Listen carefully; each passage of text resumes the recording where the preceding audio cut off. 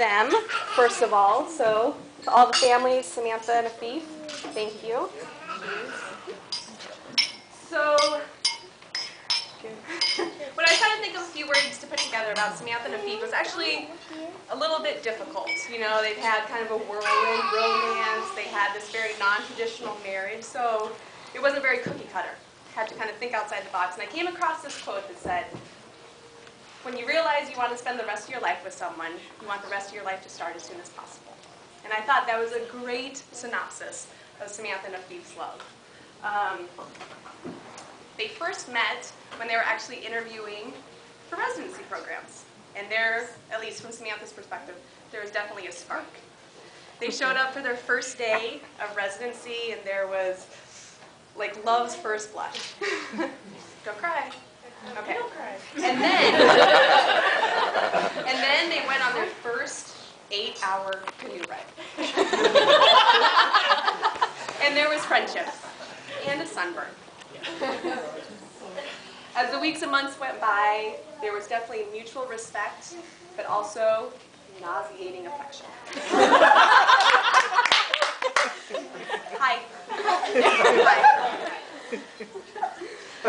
So as the tales were relayed through friends and family about Samantha having like a serious boyfriend, the first thing we all thought was, is this the one for her? And the reason we thought that is that Samantha has always known exactly what she wanted and gone for it. When Samantha was 5 years old, she decided she was going to grow up and she was going to be a cat, and she was going to live in a couple cat house. So what did she do?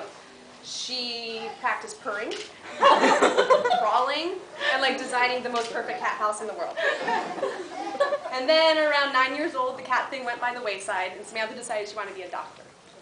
And so she focused, and she studied, and she focused, and she studied, and studied, and studied, and studied, and studied. And look at her. She's a doctor.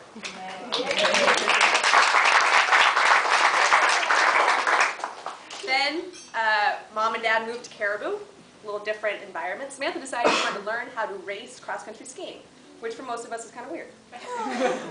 So she dragged Mom and Dad down to the high school every day so she could practice.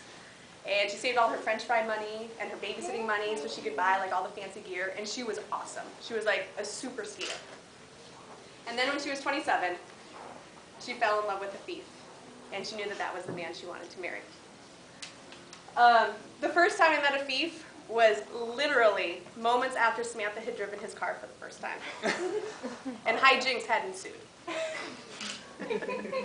Yeah, it's funny now. I noticed, though, how he was calm and he was loving. He wasn't angry. He wasn't asking questions. He wasn't mad. Just like that.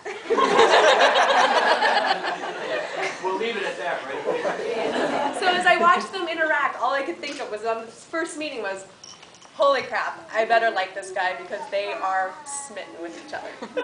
And did I like him? Of course I liked him. He's compassionate, he's intelligent, he's humble, he's funny, and he has a really amazing autographed guitar. That's true. Last year, we lost a much beloved patriarch of our family, and as news spread and travel arrangements were made, there was Afif, right by Samantha's side. They had only been married a few weeks, and he was up to his elbows in like the distraught emotion of an extended family he'd never met before.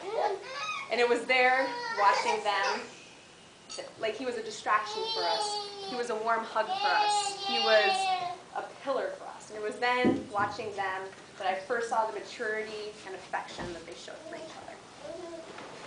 So when Samantha let us know that they were going to run away into the mountains and go elope, you know, I got to admit, I was kind of disappointed. I wanted to see Tonto get married.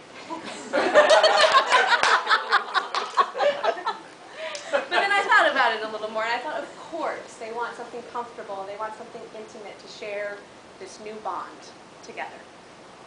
Or they wanted some sleep for not being on call. So as I look around the room at the friends and family who are here to gather to celebrate with you, all I can think, I think everybody shares my sentiments, that we're just excited to be along for the journey. So let's raise our glasses to Samantha and Afif. and to the rest of their lives starting as soon as possible. Cheers. Cheers.